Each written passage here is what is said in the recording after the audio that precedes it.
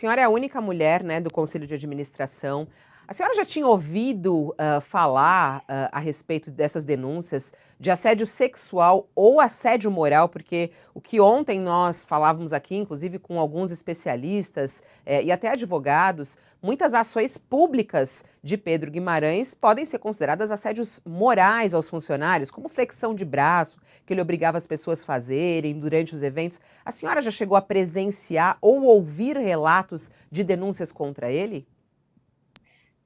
Primeiro, Fabíola, deixa eu explicar, né? Eu não sou a única mulher, eu fui durante 2 anos, né? Entre 2019, eu fui a única mulher. Eu sou a única trabalhadora eleita para o Conselho de Administração, né? Então, eu sou empregada do banco, tenho 33 anos do banco, sou a única eleita. Os demais são 8 membros, incluindo o presidente do banco, os outros 7 membros são indicados pelo governo. Então, essa é a configuração E tem do quantas conselho. mulheres entre esses 8? Tem quantas mulheres entre esses 8? Então, no final do ano passado, foi indicada a Priscila, que é funcionária de carreira do Ministério da Economia. Então, Tá, somos em 2 de 8 agora. Eu fui tá, durante muito tempo a única, neste tá. momento, não mais.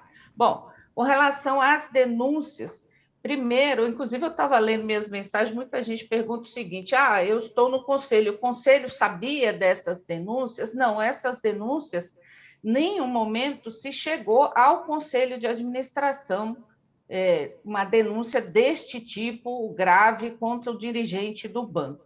Então, inclusive, hoje nós temos reunião do conselho à tarde, eu já venho questionei o conselho essa semana, e foi pautada esta reunião justamente para discutir até que ponto os órgãos de governança internos estão funcionando, porque não é possível você ter o relato das minhas colegas, inclusive eu estou profundamente indignada com esse cenário de denúncias. O relato é que foram feitas denúncias aos órgãos de controle, né? A ouvidoria, a própria corregedoria, e isso não chegou ao Conselho de Administração para que o Conselho tomasse uma posição. Havia rumores, quer dizer, há muito tempo a gente ouve rumores de que existe com relação ao assédio sexual, porque o assédio moral, esse sim, ele é constante no banco, quer dizer, as condições de trabalho pioraram, e desse eu de fato recebo muitas reclamações, já relatei várias vezes, já cobrei da direção do banco, mas o assédio sexual, você tinha rumores, mas nada, nenhum fato concreto e nada que de fato provocasse o conselho de administração, que chegasse ao conselho para que o conselho se pronunciasse. Então, é algo Quando a que... senhora fala sobre o assédio moral, gostaria muito que a senhora trouxesse para a gente alguns relatos. Que tipo de Sim. assédio era feito? A senhora já sofreu alguma coisa nesse tipo de assédio? E quando a senhora fala, o assédio moral era constante. Desde quando ele assumiu ou é da história da Caixa Econômica? Tinha a ver com o presidente? Na realidade, quando a gente fala em assédio moral, o que nós estou retratando aqui? Uma pressão exacerbada com relação ao trabalho, ao resultado, pressão com relação à perseguição aos empregados. Na Caixa você tem uma dinâmica que as pessoas podem perder as funções, né? Raramente perde o emprego, salvo se for por justa causa, mas o cara é gerente hoje, amanhã ele deixa de ser. Então, no último período, nós tivemos inclusive dos cargos de dirigente para baixo, uma troca constante dos dirigentes. Nós temos, por exemplo, vice-presidência, que você já está no 6º, no 7º vice-presidente, diretoria, que você já trocou 10 vezes. Então, essa troca constante, ela fez com que o banco perdesse inteligência, e ela é uma pressão, por quê? Não gostei, não foi do jeito que eu queria, não deu o resultado que eu queria, e foi... Então, isso é uma ferramenta de pressão que veio sendo feito com relação aos empregados. O assédio moral, ele não é novo, tá certo? De fato, existia em gestões anteriores. Ocorre que nesses últimos anos, nesses últimos 3 anos, esse processo piorou drasticamente, e a ponto dos empregados relatarem que não podiam usar roupa vermelha, de serem submetidos a essa situação constrangedora de ter que fazer flexão. Então, isso se ampliou drasticamente no último período.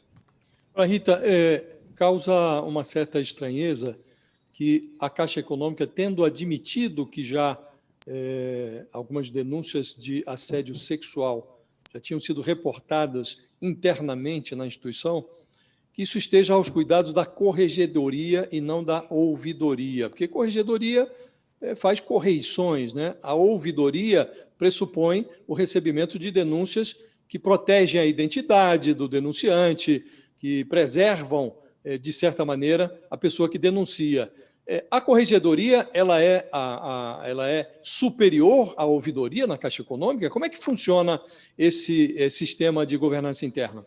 Não, na realidade, a ouvidoria recebe, porque você tem vários canais para receber denúncias, né? Você tem, as pessoas podem denunciar de forma anônima, diretamente para o banco, as pessoas podem fazer denúncias a partir dos sindicatos, quer dizer, você tem vários canais de denúncia. Algumas denúncias chegam, de fato, à ouvidoria, e é papel da ouvidoria encaminhar isso para a corregedoria.